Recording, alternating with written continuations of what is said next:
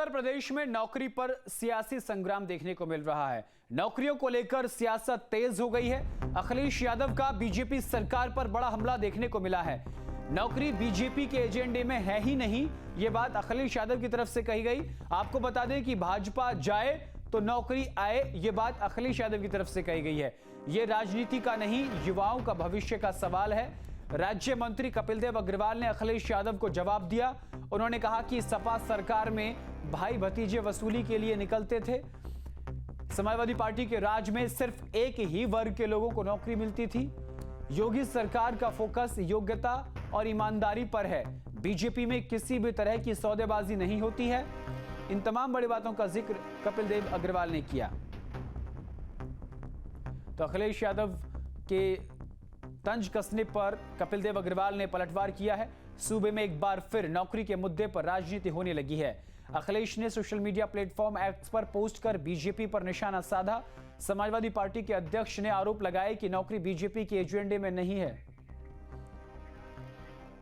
वहीं अखिलेश के बयान पर मंत्री कपिल देव अग्रवाल ने पलटवार किया है। और इसी खबर पर विस्तार जानकारी के साथ अविनाश हमारे साथ जुड़ गए हैं।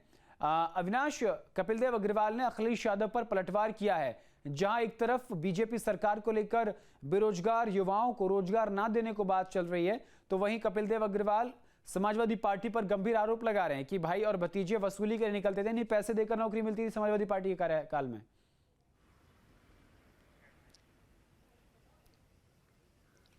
बिल्कुल, देखिए, नौकरियों को लेकर चाहे हम सत्ता पक्ष की बात करें या विपक्ष की बात करें, हमेशा से ही आमने सामने रहा है। और देखिए, जो ऐसे मुद्दे हैं, जैसे जैसे चुनाव नज़दीक आएगा, विपक्ष की तरफ से ऐसे मुद्दे उछाले जाएंगे। हालांकि देखिए, अगर हम पिछले 8 साढ़े 8 सालों की बात करें तो सरकार का यही दावा है कि पिछले 8 साढ़े 8 सालों में 5 लाख से ज़्यादा प्रदेश में युवाओं को सरकारी नौकरियां दी गई, चाहे वो पुलिस विभाग हो या फिर कोई दूसरा विभाग हो।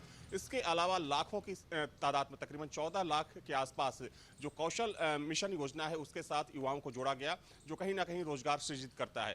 लेकिन जिस तरीके से अखिलेश यादव ने एक बार फिर से हमला बोला है सरकार के ऊपर कि इस सरकार को नौकरियों की चिंता नहीं है, खासतौर पर सरकारी नौकरियों की चिंता नहीं है, तो निश्चित तौर पर कह सकते हैं कि इस पर जो सियासत है और गरमाने वाली है। हालांकि कपिल देव अग्रवाल जो योगी सरकार के मंत्री हैं, उन्होंने पलटवार करते हुए साफ तौर पर कहा है कि एक दौर वो भी था 12 से 17 के बीच में, जब पैसे लेकर नौकरियां दी जाती थी और एक खास वर्ग के युवाओं को ही तरजीह दी जाती थी। उन्होंने इसका भी जिक्र किया कि एक बार एसडीएम की भर्ती निकली थी, उसमें एक ही विशेष जाति के लोगों को सबसे ज्यादा प्राथमिकता दी गई और उस लिस्ट का चूंकि जो जिक्र है वो बार बार किया जाता है।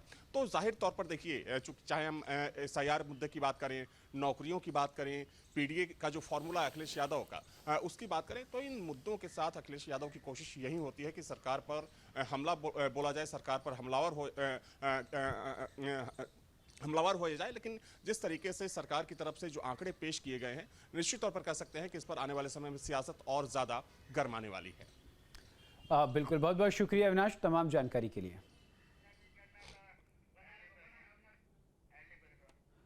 नौकरी पर लड़ाई, सियासत गरमाई। आपको बता दें कि अखिलेश यादव के ट्वीट पर कपिल देव अग्रवाल का बयान सामने आया है।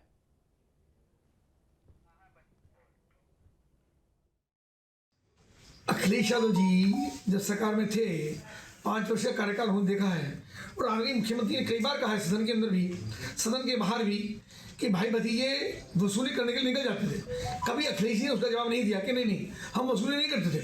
कैसे एक ही वर्ग के लोगों की नौकरियां लगती थी।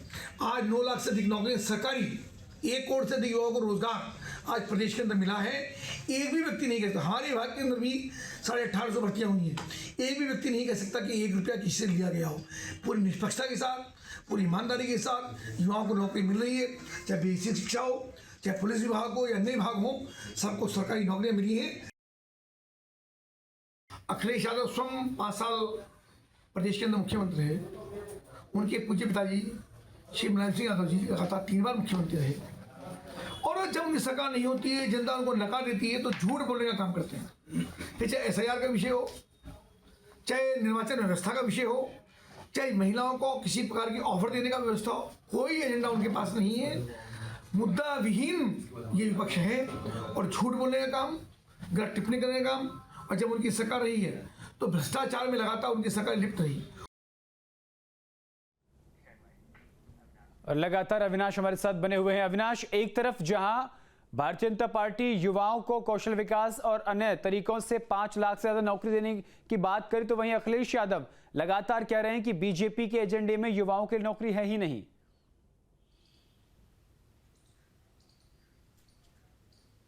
देखिए, मैंने पहले कहा ना कि चुनाव जैसे जैसे पास आएगा, क्योंकि देखिए इसके बाद बहुत जल्द पंचायत चुनाव होना है पूरे प्रदेश में। पंचायत चुनाव जैसे खत्म होगा, सभी पार्टियां, ना सिर्फ समाजवादी पार्टी बीजेपी बल्कि सभी पार्टियां चुनाव में जुट जाएंगी।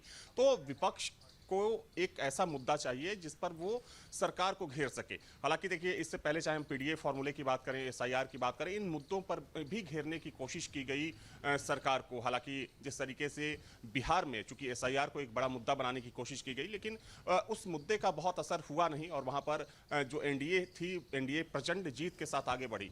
तो अब कोशिश उत्तर प्रदेश की सबसे बड़ा सूबा है, सबसे ज्यादा सीटें यहां पर आती हैं, 403 सीटें हैं विधानसभा की, और जिस तरीके से लगातार 2 चुनावों में भारतीय जनता पार्टी को यहां पर प्रचंड जीत मिली, तो निश्चित तौर पर समाजवादी पार्टी की भी कोशिश यही है कि जिस तरीके से 22 के इलेक्शन में 300 प्लस सीटों से बीजेपी को कम पर लाया गया, तो वो जो ग्राफ है उसको और भी कम किया जाए। तो उसके लिए मुद्दे चाहिए होते हैं, क्योंकि जनता को कई ऐसे मुद्दे होते हैं जो खासतौर पर प्रभावित करते हैं।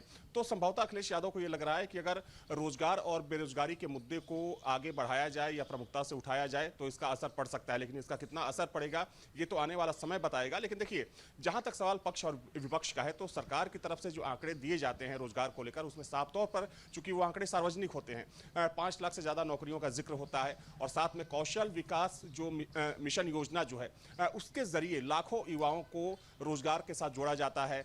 ओडीओपी जो कि इसी सरकार में योगी 1.0 में उस योजना को लॉन्च किया गया था। ओडीओपी यानी कि 1 डिस्ट्रिक्ट 1 प्रोडक्ट, चूंकि वो जो योजना थी एक बड़े स्तर पर अब चल रही है, और उसकी पहचान ना सिर्फ उत्तर प्रदेश देश बल्कि विदेशों में जो यहाँ के कुशल कारीगर हैं, जो हुनरमंद कारीगर हैं, उनको उस योजना के साथ जोड़ा गया। तो जाहिर सी बात है कि वो भी रोजगार की श्रेणी में ही आता है, क्योंकि कहीं ना कहीं उससे आय बढ़ी। चाहे हम बनारसी साड़ियों की बात करें या फिर अलग अलग जिलों के जो उत्पाद होते हैं, जो उन जिलों की पहचान होते हैं, तो ये तो एक योजना रही। ऐसी तमाम ऐसी योजनाएं हैं, चाहे हम विश्वकर्मा सम्मान योजना की बात करें जिसके जरिए कारीगरों को सरकार सब्सिडी देती है, जो यंत्र होते हैं जो उन यंत्रों पर भी सरकार सब्सिडी देती है। किसानों की बात करें तो किसानों के लिए कई योजनाओं को लॉन्च किया गया। तो कहने का मतलब यह है कि सरकार का साफ तौर पर यह कहना है कि सिर्फ सरकारी नौकरी देना ही प्राथमिकता नहीं है सरकार की, बल्कि प्राइवेट सेक्टर में और जो हुनरमंद कारीगर हैं, जो हुनरमंद युवा हैं, उनको किस तरीके से आगे ले जाना है, उसके लिए कौशल मिशन योजना है। और इन तमाम योजनाओं के साथ सरकार प्रदेश में रोजगार को सृजित कर रही है। जी, बहुत बहुत शुक्रिया अविनाश तमाम जानकारी के लिए। आपके मोबाइल पर तुरंत आएगी ब्रेकिंग न्यूज, स्क्रीन पर सबसे पहले दिखेगी बड़ी खबर, देश दुनिया की हर खबर एक जगह। अब आपके मोबाइल पर तुरंत फटाफट इंस्टॉल कीजिए न्यूज़ नेशन ऐप और रखिए खुद को अपडेट।